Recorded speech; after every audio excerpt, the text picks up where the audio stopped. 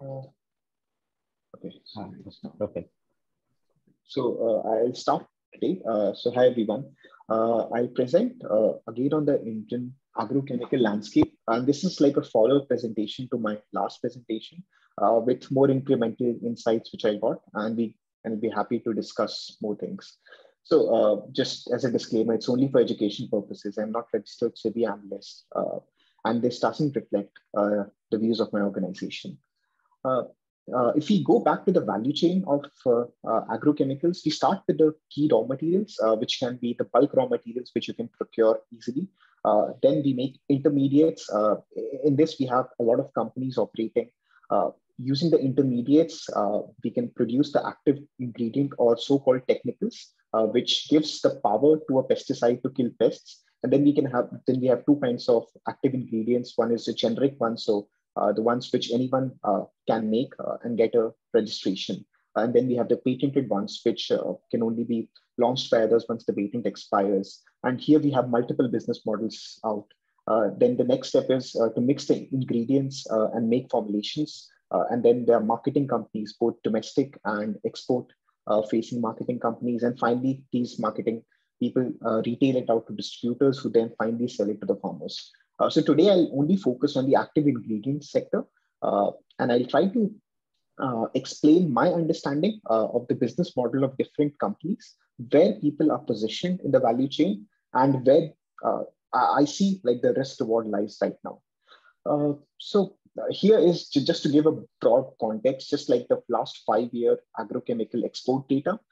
It's very, and in the green color, I've highlighted companies which are growing very fast. When I say very fast, I mean at least 25% CAGR. And we can really see like UPL, PI, Make Money, Bharat Rasayan, India Pesticides and Insecticides India have grown at these rates in the last 4 or 5 years. UPL's growth has been because of acquisition. Others have been mostly organic. So this is only agrochemical export of these companies. And a lot of companies are coming to a very, very good scale now. So if we go back to the basics to try to explain where a company is positioned in the value chain. So one way in which we can look at in terms of company understanding is what kind of molecules a company makes. If it's a niche molecule or if it's very commoditized and anyone else can make it. So this is an excerpt taken from one of the last year articles of Agro Pages, where they talked about Indian agrochemical companies having strong capabilities in organophosphorus pesticides, carbon disulfide, and pyrethroid pesticides. So like these three chemistries, Indian companies are reasonably strong, and they have backward integration, and they are known for their good quality. So if we try to go for each company, Hiranba, so I go for each company and try to explain the major molecules which they make and what kind of molecules they are. This is just my understanding. It may also be wrong. So keep that in your mind. So Hiranba is majorly into pyrethroids. About 60% of the revenues comes from pyrethroids, which are generic and non-differentiated. If you go to a Bharat Rasayan, they are also largely into pyrethroids and organophosphorus pesticides, but they also make metribuzin, which is again like a very large volume product, but also generic and non-differentiated. If you go to Make Money, again, similar kind of pesticides, pyrethroids, organophosphates. They also have a very big capacity for 2,4-D, which is why they benefited in the last couple of years. But broadly, their product basket is again generic and non-differentiated. India Pesticides in the last 3-4 years have been able to come up with products which are slightly differentiated and have lower competitive intensity. So their products like Captan, Folpet, and thyrocarbamate. I think these three generate about 40% of their sales. And then Prosulfocarb, which I think they're making for Syngenta, which is also a patented molecule. So India Pesticides product basket is slightly differentiated versus peers. And finally, I'll explain Punjab Chemicals product basket, which also seems very, very differentiated. So they have, I think they have the highest market share globally in metamethron. They also have very good market share in metconazole. They are big into diclofenac. They recently launched Prosulfocarb. I think again they keep on mentioning that they are selling it to a Singapore client, which I feel it's Syngenta. But their product basket, it's very clear that it's very differentiated. And it also includes patented molecules. So they have these grams relationships. And if you go to Aztec, so all the comparisons I'll be doing is for these six companies. So Hiranba, Bharat Rasayan, Make Money, India Pesticides, Punjab Chemicals, and Aztec. And Aztec is mostly into triazole fungicides, so triazole chemistry. Again, generic, undifferentiated. So if I try to dissect this, and so my understanding so far is Punjab Chemicals and India Pesticides have slightly differentiated products.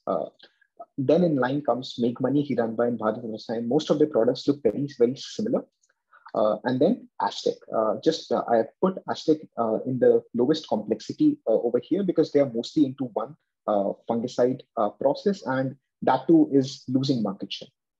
That process, like that product range itself. So the next I try to dissect by where these companies are selling these products. So in terms of realizations, this is broadly correct. There may be molecules where it may not hold completely, but broadly, if you're able to sell products in Japan, that's probably the highest value add. Then comes Europe, then comes US, Australia, then LATAM, and then India, and then unregulated markets. So this may not be true for every molecule out there, but broadly it should be correct.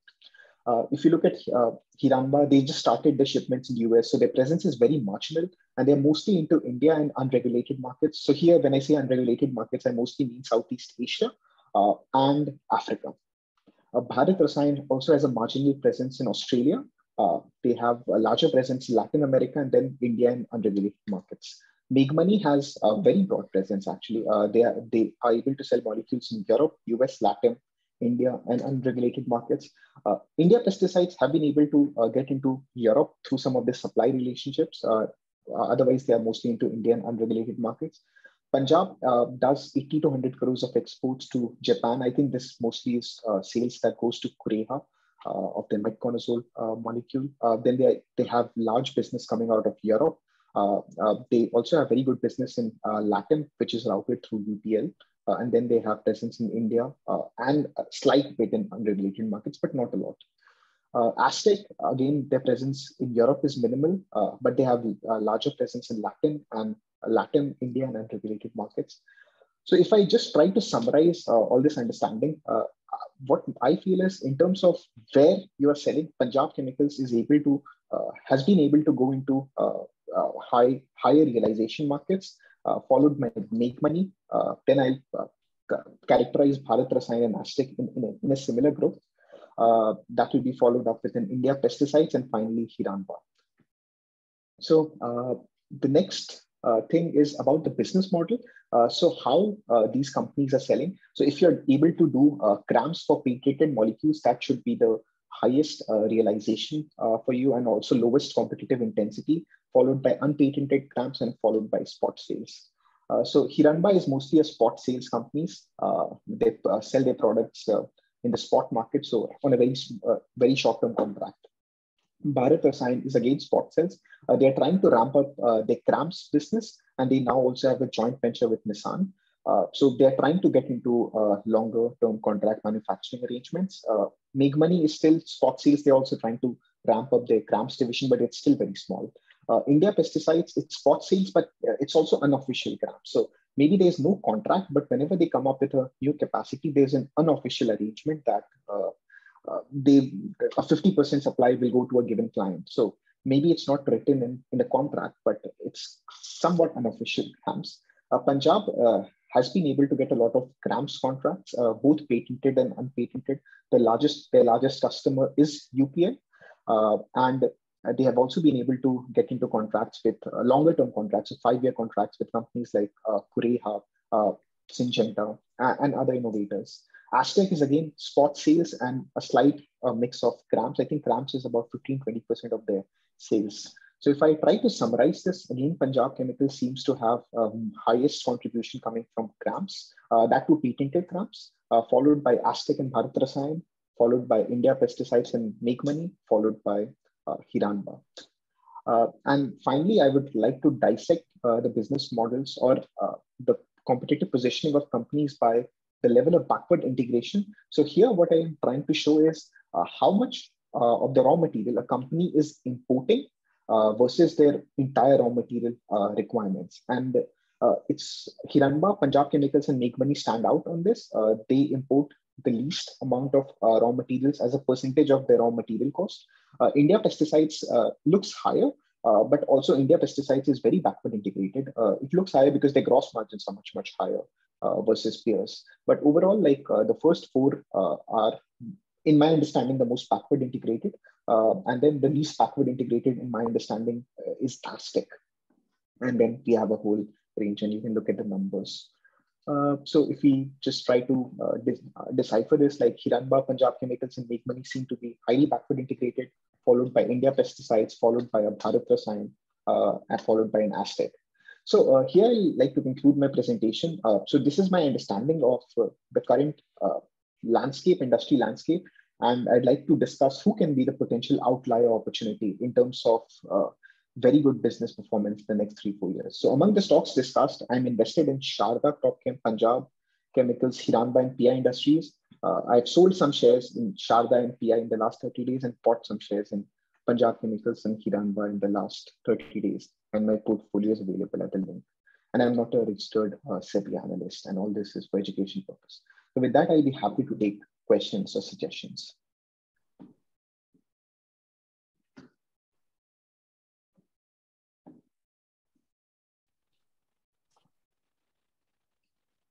Okay, maybe sorry. Go ahead, please. You go. I'll take last letter. So just I think in one of the slides, Harshu mentioned that patented, unpatented. So this patent is for what exactly? It is the process patent, is it, or is it the patent for the actual technical itself?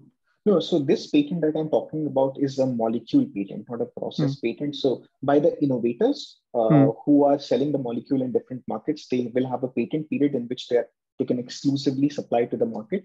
And then the CRAMS relationship means like these companies are providing the technical grade to these innovators who are then mixing it. By patent, you're mixing patent for the consumer, right? Not for the molecule. For the molecule, but with the consumer, not with the company in India. With the customer, yeah. With the customer, with the innovator. With the customer, with the innovator. Okay. And the other point on specifically on PI, right? So if you look at the, sort of journey of PI, I think they were only into ag chem space, and then recently they're shifting to the chemical space as well. So is it because they're not seeing much growth there? I don't know. What's the reason? Or is that they're too big now for any innovator to really trust them with any more business as such? And hence they need to move to chemicals from agrochemicals. I feel like I'm sure the innovators would also be thinking that this company has gotten too big, so we better have multiple sources. I feel PI has scaled very well with this strategy because they had the first mover advantage. When the WHO guidelines were signed in India, PI was the first, not WHO, sorry, the patent law was enforced in India in 2004-5. PI was the first mover. And they have scaled very well. They have a very reasonable market share. I think of the whole CRAMS business, they are 10 or 12% of the market. So far, PI hasn't seen growth constraints at all. And we can see this in numbers as well. So growth has not been a big problem for PI, but it will be a problem at some point of time. So they are still at around 4,000 crores. So it's not even $1 billion for them so far. But I feel like this management is very growth oriented.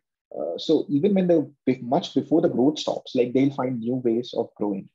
So sure, which is what so they've already started chemicals. I'm sure it will take them 3-5 years to whatever achieve something. But it looks as if they are already thinking that there could be an issue going down the line. Even 25% of their pipeline currently is non-agri, so coming from pharma. So even of the current products they're working on, it's a large chunk of the pipeline is also non-agri. So I feel like they're a very growth-oriented company in general. And they also raised few IP money, 2,000 crores, to find a suitable API company. They haven't been able to manage it so far, but I feel like they're a very growth-oriented company. So this is only agrochemical exports, or this is this is only agrochemical exports. So I've tried to do. Yeah, this is for PI. Only, so this only is mostly. So this is mostly. So they don't give a split of agrochemical. I think still everything is agrochemical, but for PI it's CSM business. So the custom synthesis business. They are not into technical at all. Sorry, they're not into generic exports at all. All the generic exports which they would be doing was because the molecule was invented with them, and they have been through the entire life cycle of a product. And now maybe the product is going off patent, so they'll still be a supplier. But they are not into generic technical per se. So it's mostly CSM business for them, custom synthesis. Maybe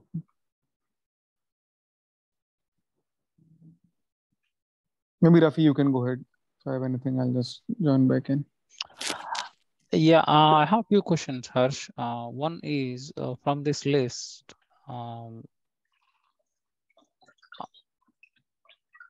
We have this, list in place, right, where Government of India banned about 29 products, including glyphosate. So any of these companies are going to be impacted from that list? That is number one. Number two, do you go a level further and track what is the opportunity size of each molecule? When I say that, whether it is upward trend or downward trend, and this molecule is not high in demand due to various reasons. It could be the pest actually become kind of resistant for this, and they are not using this molecule to manufacture any pesticides and all. Yeah. So the first question on the ban on India. So this presentation was mostly about technical exports coming out of India. So the ban will not apply, if my understanding is correct. First of all, it was a proposed thing. It won't go through. Like the entire 29 molecules will not go through. Otherwise, we'll have food shortages at some point of time. So this was kind of a discussion that came up. So a suggestion, whatever they call it. It hasn't gone through, and it would not apply to their exports. And different companies will have different contributions. I think if the list gets imposed, the biggest hit would be Insecticides India, because they have the highest number of products in their product basket, which corresponds with that list. Otherwise, like companies who are exporting technicals, I don't think they should be impacted that much. It's mostly marketing companies. So companies which are marketing the final formulations in India, they might be impacted much more. On the second question about going into per molecule, so when I try to understand the capabilities of a technical supplier, I don't go into molecules. So for example, I've tried to understand all the molecules of Punjab Chemicals and India Pesticides, just because they look a bit differentiated. And different companies have different business strategies. For example, a Punjab Chemical, their business strategy was to go for molecules which has size of anywhere between 80 to 100 crores and try to scale it up once they get the registrations in 2-3 years. But then different companies have very different strategies. For example, Punjab only goes for molecules once they have longer term contracts, whereas India Pesticides can also go for molecules when there's an informal understanding per se. So it's a company specific strategy. But as an investor, I try to broadly understand if the molecules are in the red zone versus not the red zone. So if the molecules are already in red zone, or if a large part of your portfolio is in the red zone, then you have the biggest risk in terms of regulatory action by different geographies. Yeah, thanks, Harsh. That's helpful. Harsh, I had a question. Can I ask you one? Yeah, sure, man. Go ahead. So I actually wasn't really tracking on Punjab Chemicals, and I just had a glance. So is there something that has happened in the company in the last 2 years? Like, I mean, prior to, because 2021, it had been like just a flat line. Yeah. So what is happening in the company? If you can just throw some light. So this is a very old company. Like it was founded in 1970. So very, very old company. And they have, I think, the biggest facility in India for oxalic acid. They had a very different business model up till 2007-8. So they wanted to become another UPL. They wanted to get marketing. They wanted to go into marketing into Europe. They went on an acquisition spree, and it went very bad for them. So bad that they had to default on their loans. The business model completely changed in 2016 when the management decided to start focusing on CRAMS relationship. So they started doing these CRAMS partnership with UPL, and UPL also helped them during the downturn.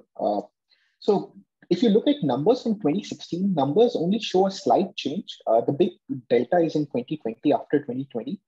So if you look from 2016 to 2019, you would already see that quite a few things in financials started improving a bit. So debt started coming down. Margins were more or less increasing a percent or two every year.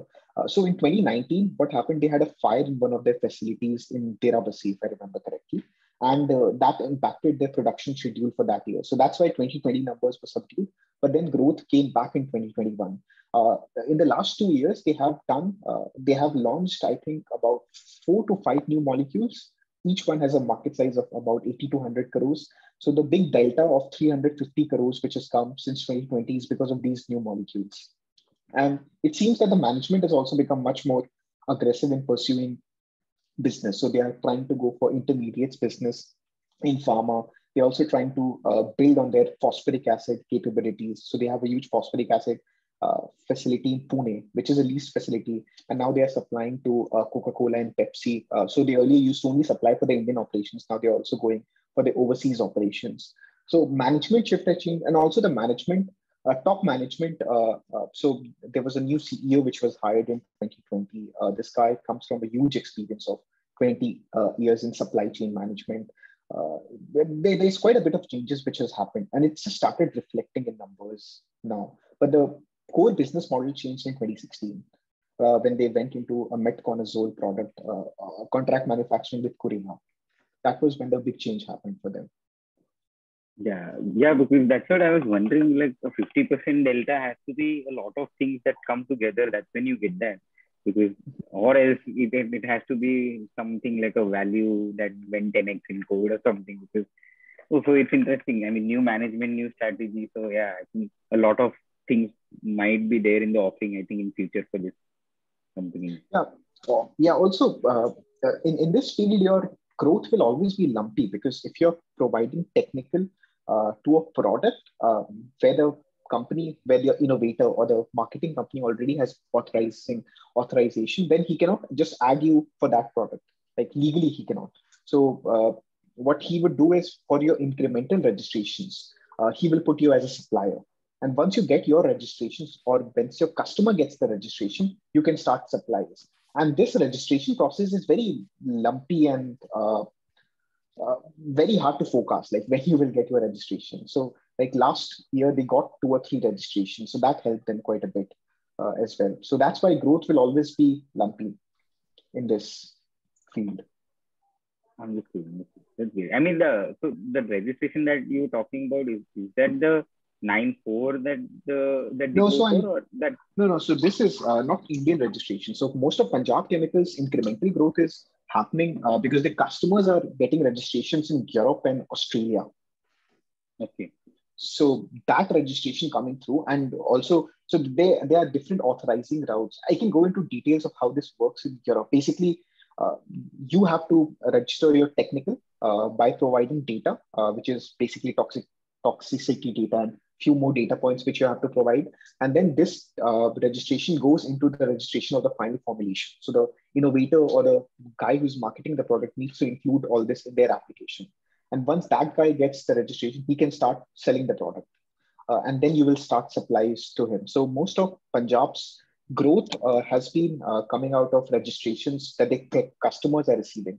So UPL is a big customer for Punjab. I think it's UPL generic contribution is about 37% of Punjab's top line, and UPL's innovator, what is the name? Arista. Yeah, Arista's contribution is about 19-20%. So combined, it's about 56-57%. So whenever they supply to UPL, a lot of times they also route it through India. So, and it will also depend on UPL if they are making the formulation in India or in their overseas subsidiary. But overall, most of Punjab's growth in the last 2 years, at least, has come from newer molecules. I think 4 to 5 new molecules. That's great. Yeah.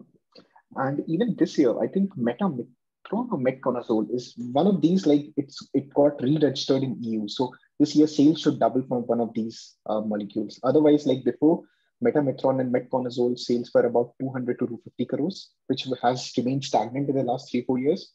And this year, they are projecting like 300 plus crores of sales from these two products. In terms of newer products which they have launched, diflufenican and prosulfocorb are the ones which have been launched in the last couple of years. Pro-sulfur was done just last year. And then metapromoron is something which they're not talked about, but you can see this in their EC letter, environmental clearance letter. And then you can connect who they might be supplying to. Got it. Hey, Harsh, a nice presentation. I don't know, I'm going to ask a naive question, so please forgive me. So the end user base for this is farmers, correct? So it means the total farming land bank is either fixed or shrinking, correct? So the question is that these guys are coming in because they produce molecule which is more effective than the one that was existing before. Is that correct? So innovation, if you're talking about innovation, there is not a lot of science-based innovation which happens in this field. A lot of innovation happens because of combination products. So it's empirical, right? Yeah. Yeah, so it's very empirical. Yeah, exactly, as you said. I'll quote those words. Yeah, so that means the new growth, I'm just thinking how long can it grow, right? For example, because especially given that the same number of farmers, I don't think the world has increasing number of farmers. So wondering so the new growth will come because of new molecule, but how long can it sustain? I know it's a very hypothetical question, but what you can look at is total agrochemical sales that happens in a year. So herbicides, herbicides, fungicides, and insecticides, and also biopesticides, because these are in these days. So that market doesn't grow so fast, like 2 to 4% growth globally. That market is about 65 to 70 billion dollars. And the growth is like incremental, 2-3%. But what is happening with Indian players is a lot of them are becoming like an additional supplier to the innovators, or they are coming up with more cost efficient ways of making the same molecule, or even if they are able to select the same. So just for a broad context, China controls about 75% of the global volumes of technicals, and India controls about 5 to 6%. So China is getting out of a lot of products which they are not, which are very commoditized in nature, or which are more polluting in some ways. And companies are trying to diversify away from China in this, because China controls like 3/4 of the global market anyway. So even an incremental data from China to India means a lot of growth for Indian companies, which is also visible in data. This is what you see. It's not that the industry is growing at 30%. The end industry, the global technical industry, is not growing more than 5% a year. But it's just that the market share shift is happening. And because India is so small, or the Indian companies are so small, that it looks very high for them. Like if you look at all these companies, which are kind of mid-tier companies like Rallis, Hiranma, Punjab, Bharat Rasayan, all these are barely 100 million sales. Like these are very, in the broader context, these are very small companies. Like for everything, Sharda is still not $1 billion sales company. So these are very, very small companies per se. And a lot of change which is happening to Indian technical supplies is also because UPL has become very big. So if you look at UPL exports, it comes to around $6 billion now. So UPL has a big volume share in AgChem, and UPL is really strong in Latin America. So what UPL is doing, which I've not included in this slide, but in UPL's presentation, they mention it. So they are changing the supply base from China to India. So they are incrementally, UPL is making more, creating a bigger supply chain network in India. And that is also benefiting a lot of Indian companies. No, what I'm trying to understand here is that like lots of specialty chemical business came to India, I think around 2016, mainly because, to my understanding, I could be wrong, because that the China has really tightened the pollution norms because they had so much of whatever, but I was wondering, is it the same, or is it because this seems to be coinciding with that political norms? Yeah, so it's definitely China +1. It's just that in this sector, you see this China +1 much clearly. Whereas in a lot of chemicals, it's more of a narrative. Here, you actually see this in data. Like the whole industry, like if you just track the export volume data, it's the export volume in the last 5 years has been 12% plus. And then good players are doing 25-30%, whereas not so good players would be doing lower. But on an industry level, this is China. No, Harsh, the question is that So is the pollution norms is relaxed in India, or is that gonna come in few years that gonna hit the companies, or I see your point. To be honest, I'm not a guy who actually works in this field, so it's very high for me. It's very hard for me to speculate at the. So what I hear as an investor from different sources is India already had stringent pollution norms, which is why we couldn't produce at lower cost, and China didn't have that. China just introduced it. That's why the cost increased. That's what I hear. I don't know if I have to, if I can trust that. No, Even no, I I have the think same. I have that's the right. same question, Jay. I think you can give Yes, yes. No, no, no, insight no. about that. Yeah. So see, there are literally two kind of companies. One who have really spent a lot, and they always they were compliant with all the effluent treatment norms from day one. And because that way Harsh said that, that was one of the reasons why we were not able to, manufacture at that cost, because we were literally not throwing away effluent. And the cost of effluent treatment is humongous. And to be honest, those CETP plants 7, 8 years, 10 years back were just like a showpiece. So companies which were really the leaders back then, they took it on themselves, and they were completely, recycling all the effluent at their cost, and reusing the water or whatever solvent recovery systems they put, and that came at a huge cost.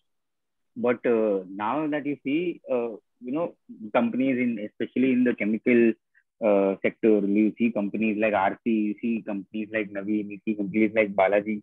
Why do you think they are getting these contracts from European and US manufacturers vis-a-vis Chinese guys? See, this China plus one is not applicable to everyone, to be honest. There are only going to be some winners that will come out of this whole narrative, and there will be many few companies who have got a foot in the door, because when you want to supply to Europe or a US manufacturer, along with obviously rate competitiveness, you need to have all the certifications, you need to have the best environmental, health, safety, all the compliances in place. And not every chemical company in India has that till today. But Jay, yes, the counter argument is, so the same European companies all these years sourcing from China, even they must be having these things in place, right?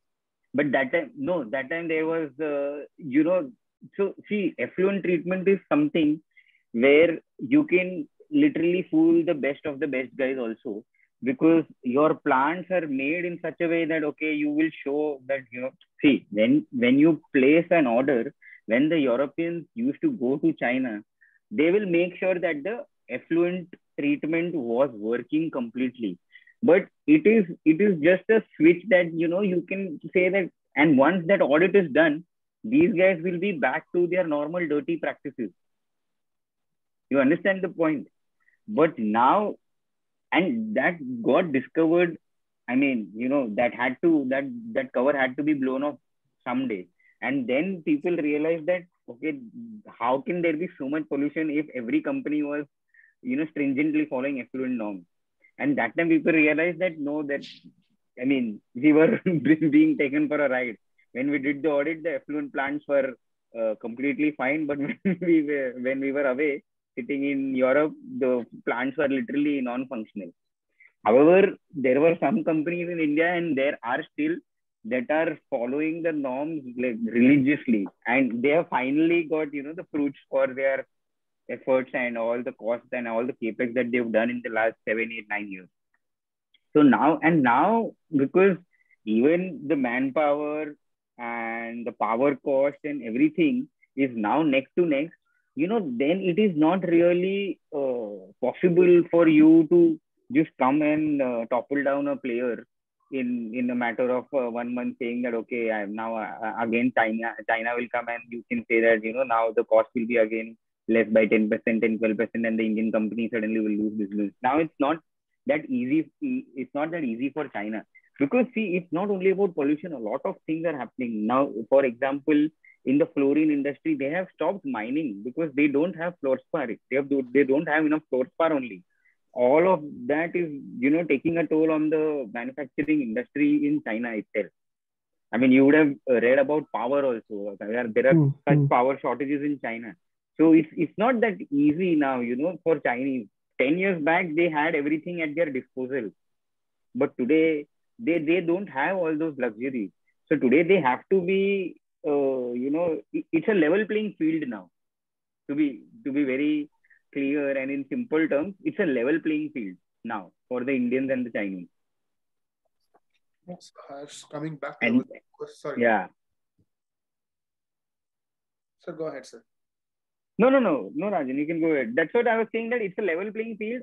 And then, see, when it comes to making these technicals or formulations for the pharma industry, after everything, the biggest thing that is responsible is going to be the trust factor, because it is literally you are giving your IP to a lot of companies. Today, if India Pesticides or a Punjab Chemical is going to make a technical for Syngenta or a Corteva, trust is of paramount importance. Also, I would like to add one more perspective. Like as investors, also sometimes we get very bullish on these things. Also, sometimes we have to look from a Chinese perspective. Why will they, like, they're already at a scale where they don't need to make all the generic molecules, high volume molecules. They also want to move up the value chain. So a lot of products which they might be leaving is also very high volume, low realization kind of products. So it's also a life cycle of a country is what I feel. Like a manufacturing company will always start with something basic and then try to move up the value chain, just like as individuals we do. And over there, what I want to, so the whole point of this presentation was to try to see, try to differentiate companies who might be getting tailwinds from China plus one, definitely. But then who, even without that tailwind, could become big, like a PI industry. They didn't have the tailwind when they were doing CSM manufacturing. They had a tailwind of CSM, but they did not have a tailwind of China. And they decided to play a very different game. And over here, what I'm trying to understand is, like, what are the companies who would do well in either circumstances? Like, even if, what if China again starts reducing power costs and like start selling things at very cheap prices? If you are able to have your long-term contracts with your European customers, then you have a very, very distinct advantage. So over here is where I feel like we should focus more on. So companies which are just riding because of a very strong tailwind, when the tailwind goes away, they'll also go away. But if we are able to identify companies which have slightly differentiated business model, they will be able to survive much stronger. And I feel like our attention should also be to try to understand those kinds of business models, because they will do well irrespective. Like on this slide, we can see very clearly, like most of the companies make pyrethroids in India or organophosphates. And it's also well known, like India is very good at that. But if you look at Punjab Chemicals or in India Pesticides, their molecules are clearly differentiated. And so that's why like all the work the idea was to understand companies which might benefit from the tailwind, but even without a tailwind, they'll do very well. Like to get a metametron or a metconazole or a diflufenican, like these kinds of molecules on long-term contracts, it cannot be that easy, right? Because as Jay said, like it's not easy for an innovator to trust the IP. So I feel like we should also try to differentiate that. No, I mean, I will give you my see. I mean, like I have a feeling we still don't have stringent conditions because I told you about my experiences when I did my doctorate in ISC Bangalore. The problem is that I'm okay. Disclosure here, I don't have any agchem company or a chemical company, so I could be very biased. So the what I'm worried is that like some incident like Heikel, like they just discharged. They claimed that they gave it to some company, but that company was just discharging into the field. I'm just worried that one day something of this thing will happen, and then immediately there gonna be lots of blah blah in the media, and the government will say, okay, now all of you follow this, and then it's gonna dent the margins. Maybe this is what I'm worried, nothing else. I feel that's a fair point. But also I feel like if I had to judge based on public disclosures. I could have never told like environmental compliance issues will hit Heikel because they used to have all the certifications which you would look as an investor. So like I actually do not know how you figured that out. No. So actually, I think the most of the people have been fed the wrong info. I mean, not anything against you, Rajan, but the thing is, the Heikel actually gave it to a transporter, and it was the transporter's fault. I mean, the tanker that was carrying the effluent, that did not comply with the fabrication norms. And so if you, I mean, I can send you a interview that Aditya Khemka of Incred has done with the Heikel management, and there they have clearly said that what exactly was the problem that happened. I mean, I can share it with you after the call. So sometimes. Jay, sorry, just wanted to add one thing there. Even I was thinking on the similar lines because I was closely following every disclosure, everything since that incident happened. The counter argument there is the guy who is responsible to transport the effluent, that guy doesn't have valid certificates in place. Okay. Heikel never bothered to check the paperwork. Okay, we have hired this contractor. Periodically, we have to review whether this guy is actually discharging the effluent the way it should be, which he wasn't doing because even his certificates were expired. Understood. Yeah, I get your point, what you're saying. Yeah, that's what. So see, eventually, it will boil down to, I mean, when as you come as an investor, then you have to be really strict with what is the kind of, plan design and what is the kind of money that the company is spending on effluent treatment and everything. Because see, there are companies who have zero discharge plants in the country. It's not that everyone is, rotten egg. So I mean, there will be people like who don't have any effluent or who take the utmost care when it comes to effluent treatment. So yeah, we will have to do that little bit of hard work or scuttlebutt, you can say, using, I mean, either you attend the annual meeting, and with the investor relation, you'll have to arrange for a plant visit or something like that. I mean, I can do this for our group. Maybe if we all of us like a particular company and we are bullish on, we can do that scuttlebutt also. So because again, at the end, all of us as investors have to be probabilistic and not certain. So I mean, these kind of things are technically not in our control also. If it's going to be a third party accident sometime, or if it's going to be some amount of negligence even from the management. Because one Just thing a with point Jay, on, yeah, please go on. I mean, at a very, macro level, right? So, I mean, these innovator companies, whoever it is, Bayer, Syngenta, etc. I mean, how do they view these companies in India and China? So, one is, of course, I mean, yes, they save cost and all that. They don't need to pollute their country, etc. But I mean, there are precedents like what Harsh mentioned, the value chain for a country as well, right? I mean, if they just outsource their knowledge and know-how to different countries, eventually those countries will start competing with them. I mean, that's happened in Japan, Korea, Taiwan. So, I mean, initially they start out as third-party contractors, then they have their own R&D, and then the next thing you know, they're actually competing with you. So, I mean, how do the innovator guys think about these CRAMS companies? I mean, any view from anybody? So if you see, Ravi, I mean, when you say names like Bayer and Syngenta, their R&D budget would be more than the top line of probably every agrochemical company that is there in the country, except for maybe a UPL or a PI. That's it. I mean, these guys, not even in their wildest dreams, can think of, not in the next few years. I mean, if you take a 20-year picture, that's a different thing. But in the next 5-7 years,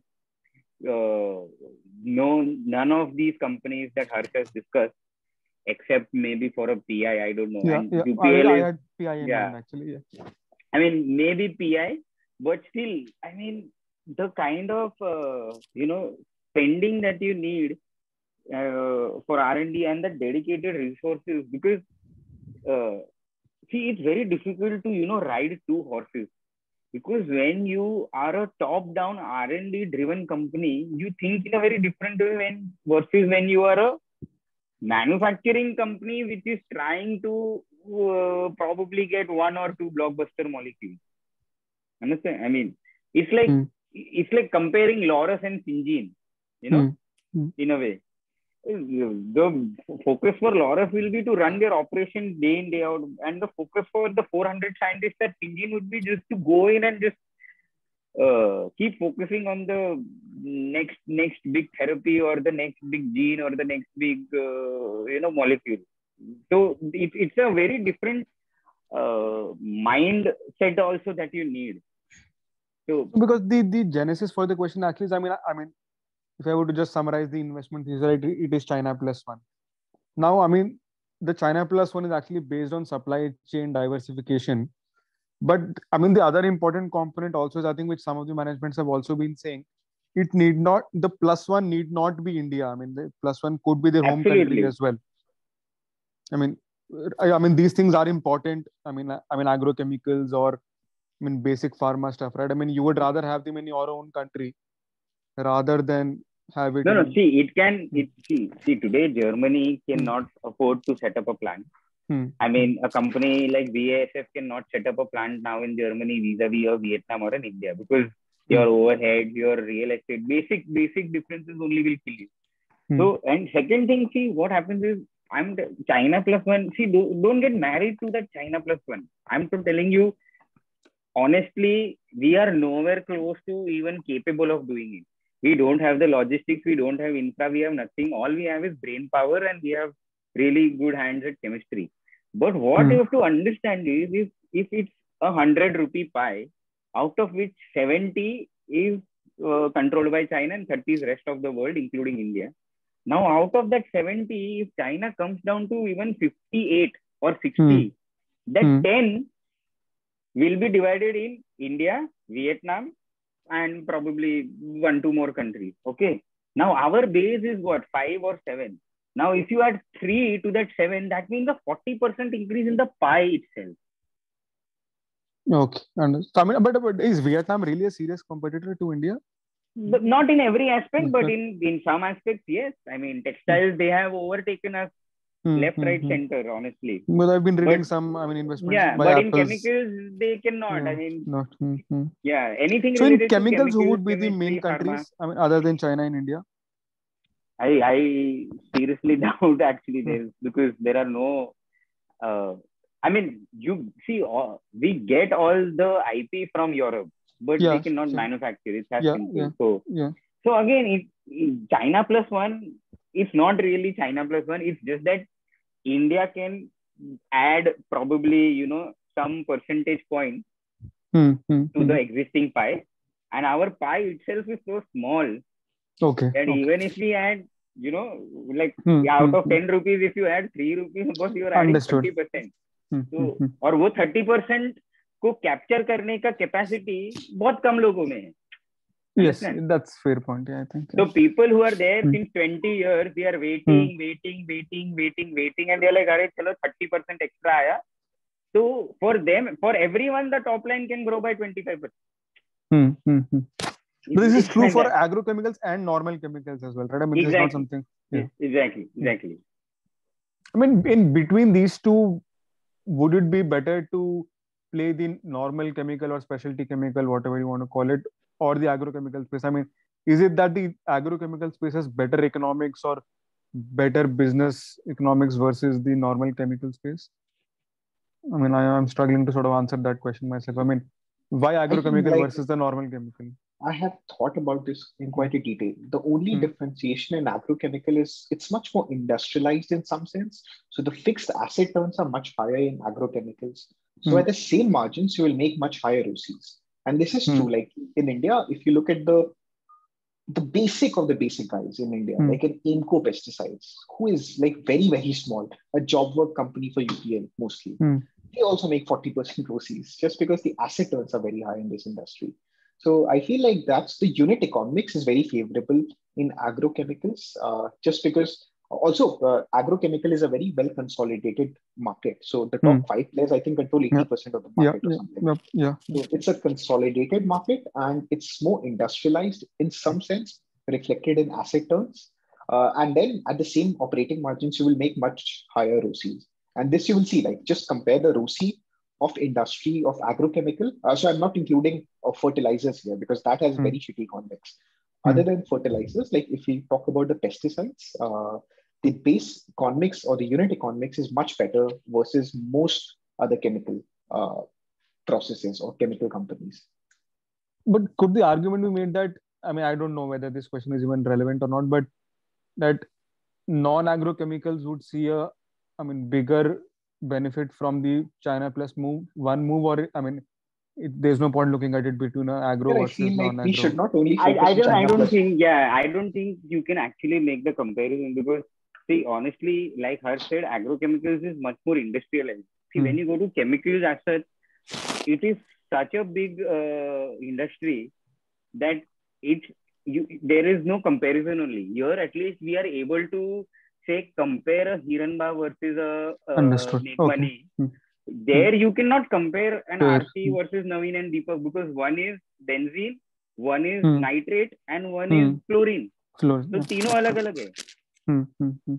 You need to get very specific. Exactly. But I mean, another point, even agro, you could split, right? I mean, in agro, I'm not a technical guy, but I mean, some molecules would be one process oriented. Some other molecule would be, say, fluorine oriented. Another would be benzene oriented. You can also do that. You can do that. But the fixed asset turns are much more comparable. Yeah, at a very high level, I mean, agro have better. So any reason for that? And why is that? Is it? I think it's just industrialized. Like agrochemical market is much more consolidated. It has got better cash flow pools. Is what my hypothesis is on this. Or is it simpler to make? I mean, I doubt that would be the answer, but it's simpler to make to him. But like you don't need to make very fancy things to make money now. Sure, I agree with you. I mean, like whatever brings in money. Makes most fancy things in the world, but nobody makes money selling into the most fancy market in the world, which is US.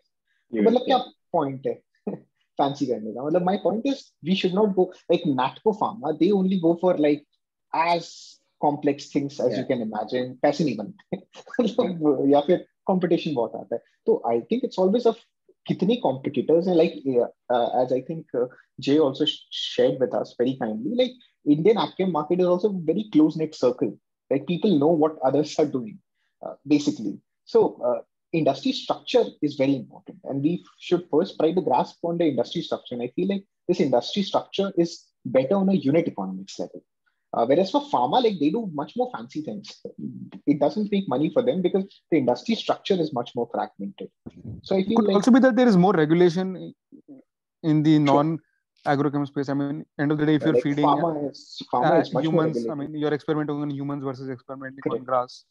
Yeah, so everything includes like this gets included in the industry industry landscape. So I feel like agchem is better industry landscape. So if you agchem always had high ROCEs, that was never a problem. It was just like growth was missing, and growth came back like since 2014-15, where companies could see like the first big scaling up happened from 2015 to 2018, and then it was stagnating, and then we are seeing the second phase of growth. And in this second phase of growth, we are now starting to see companies making 200 crores of profit. Like most of these companies which I mentioned in this group are close to 200 crores of profit. Now, like this is big cash flow. Now companies can do things with this. They can still not innovate. Like just as a data point, like for innovating for one molecule, we need to spend about 800 million to $1 billion for one molecule. And what is the probability you'll get it right? मतलब 8,000 crore तो है ही नहीं किसी के पास. Market cap ही नहीं होता. Market cap ही नहीं होता. Exactly. तो हाँ, but I feel like इसके unit economics are much better here. And it's like even Harsha has been mentioning that you know how all these companies and are majorly the job workers for UPL. Now see, that's where a smart promoter will come in. No, if he is realizing that day in day out he is just working on A plus B plus C equals D. Okay. Now, if he has some chemical background, or if he will just take a small risk and hire 2 technical people, and he'll be like, देखो ये 50 molecule है जो अगले 2 साल में are gonna come off patent. Now, two of you just keep on researching that what amongst the A plus B plus C that we are doing, if using some permutation combination, we can get anything close to these 50 molecules that are going to come off patent. So in a way, this is what the business model of AMI Organics is. You know, if you see, this is what they do.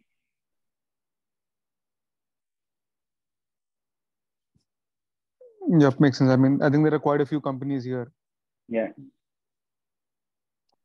Usim, I think the biggest challenge. I mean, there are so many companies. You know, so if you want to analyze the spec chem space, so if you don't really know how to delve in, what you can do is like how we saw in that Tiranba DRHP, that what is the raw material, what is the process. You generally get these kind of flow charts even online in some papers. So what you can do is just normally keep on making these lists and keep backtracking that what is the starting raw material or key starting intermediate. And you know, you will be able to get it literally by a Google search that which are the companies which are maybe the feeders to all your Kiran, Bharat Rasayan, Megmani, IPL, Punjab Avian.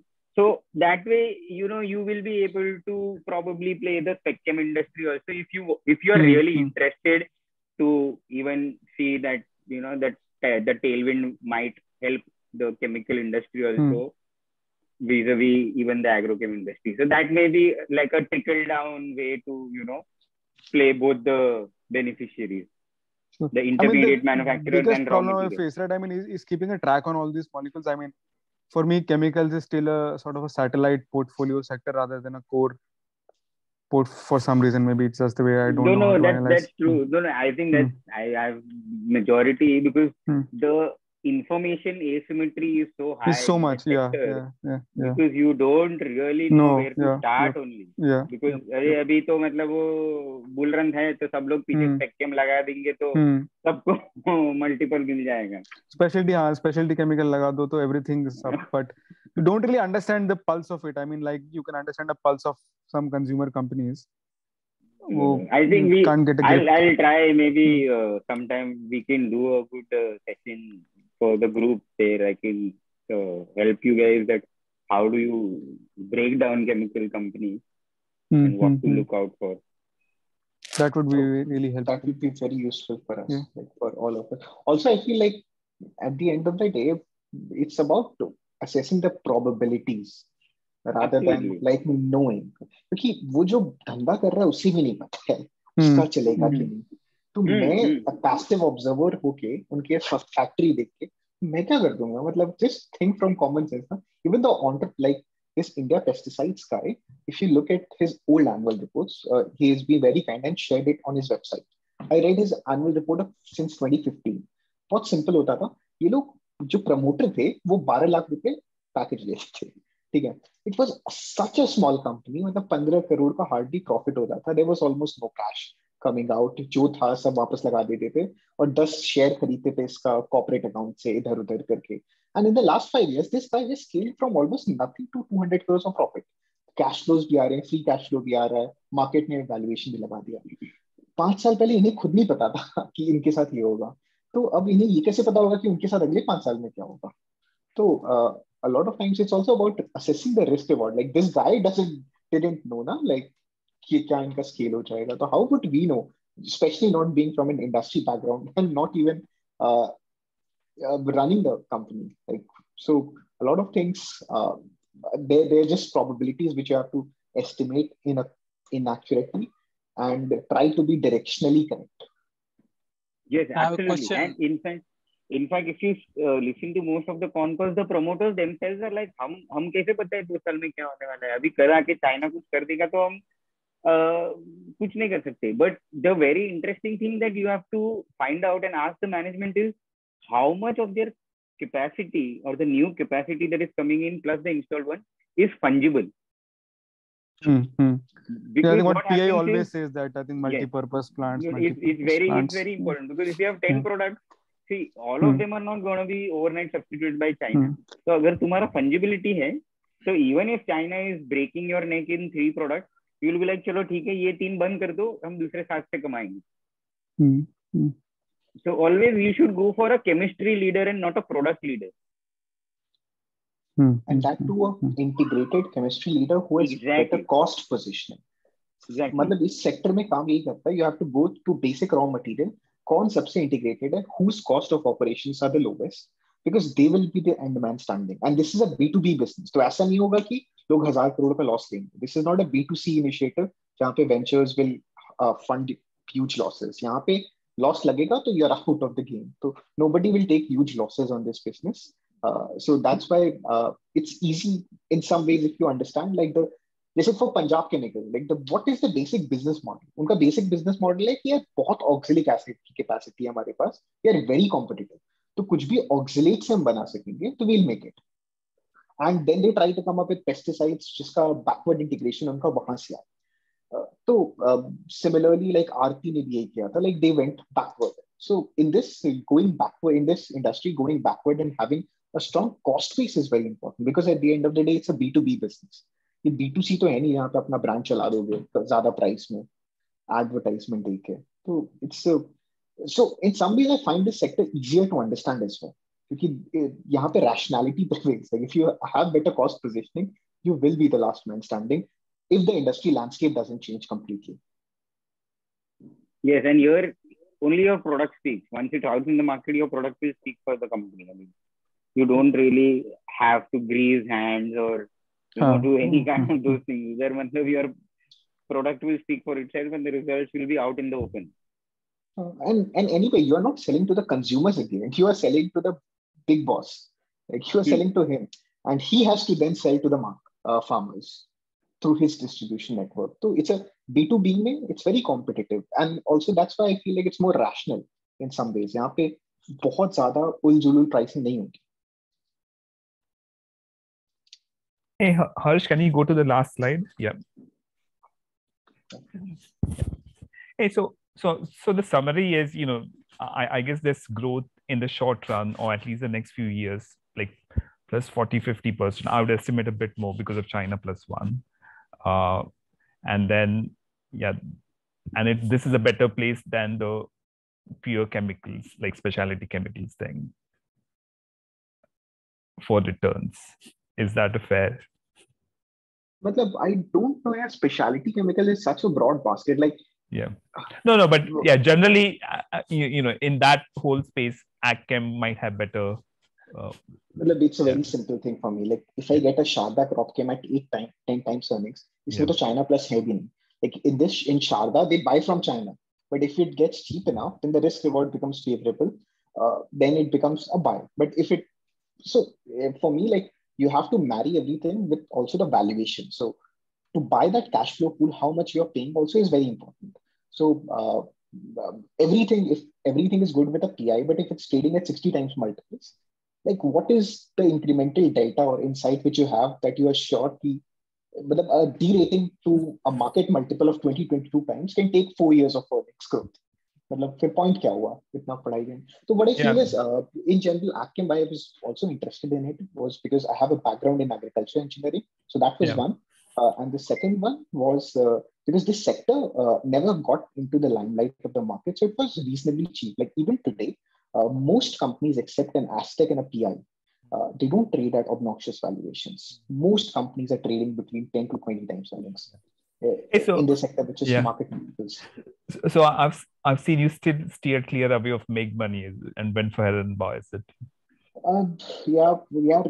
Make money में the only problem.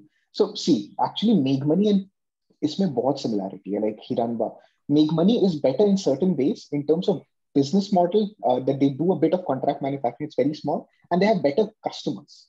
So they are able to sell much more into regulated markets. Like I think if I dissect by end markets, you can see like Make Money has been able to go to Europe, a bit into US, Latin, India, and unregulated. Whereas Hiranba is not at all in anywhere else. So I feel like Make Money's business profile is better.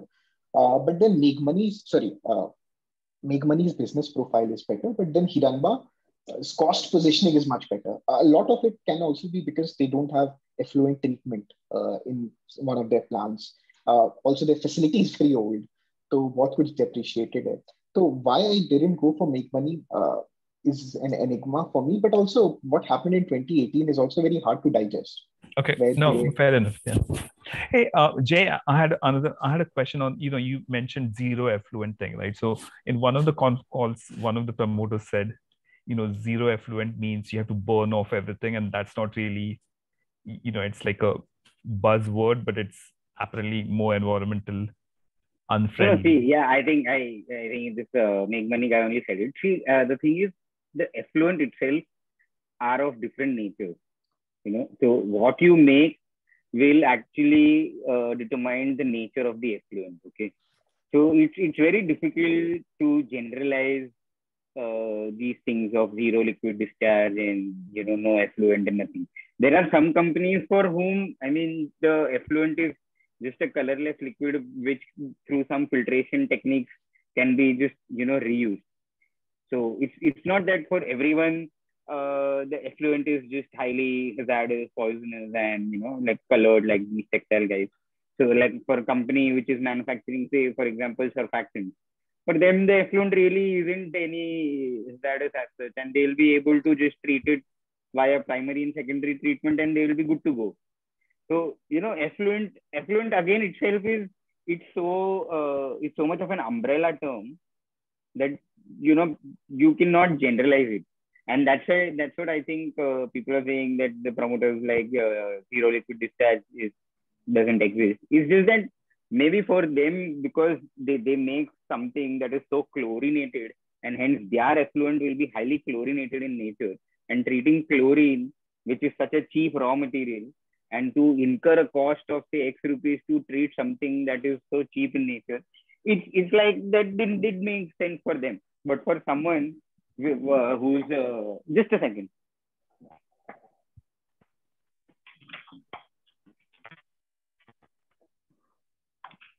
For someone whose effluent itself is not really hazardous in nature, they can completely even using something like a reverse osmosis and other techniques, they can completely get everything inside.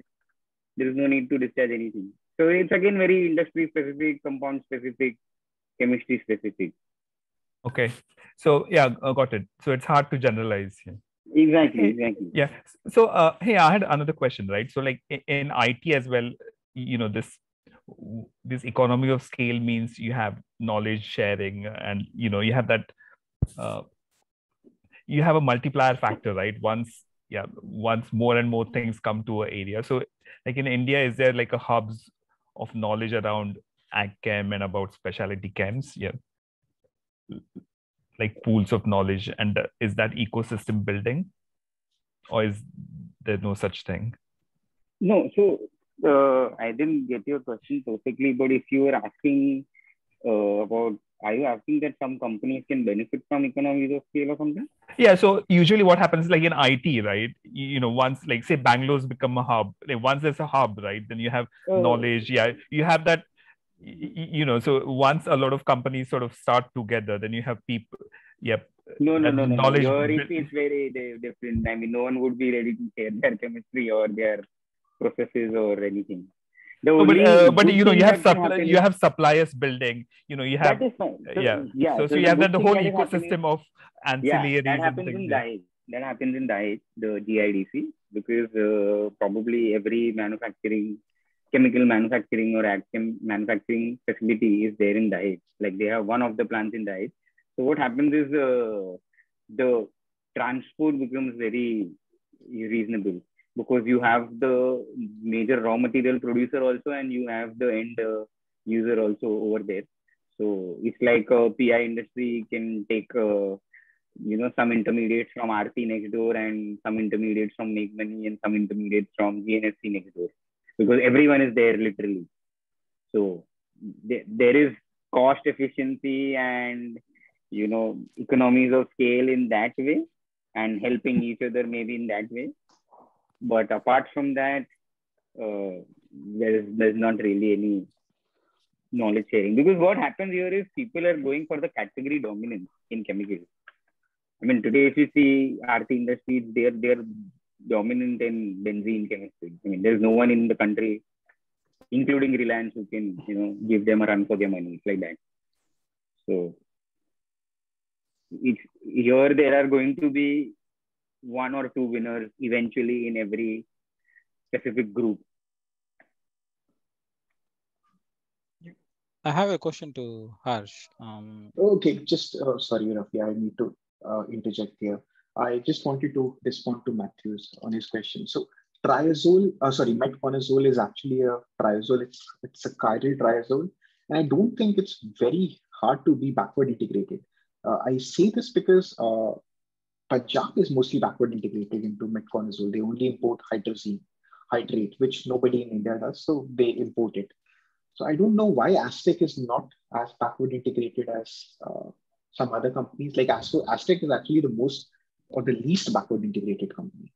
So I don't know why are they not making intermediates. And if you even look at the intermediates which are used by Aztec, a lot of companies make it in-house. So I think it has to do more with the business model which they perceive. And your question about Sumitomo and Rally. So Sumitomo is very different. Yeah? Sumitomo is an innovator. So they bring in new molecules. So in India, they go for 9-3 route. They are not a generic guy. Like they are going for specialty molecules. Rallis, for me, like they lost the game about a few years back because they did not concentrate on this business and they lost a lot of market share to other competitors. So they have horrible trade conditions and a lot of distributors stopped stocking their products in bulk quantity, but they still have a very good name. So they have recently changed their strategy, but it's also like, it's not easy. If you once lose it, like others are also cutthroat. But I feel like Sumitomo is well placed because they have, and Sumitomo's growth can also come because they are getting some molecules from Sumitomo parent. So they can also do well with respect to that. And obviously they get an MNC premium, which I don't get. Like in terms of marketing, Sumitomo's marketing is at par with the Dhanuka marketing. Like Dhanuka's marketing is also very good. They don't get multiples just because they're Indian. So I don't know about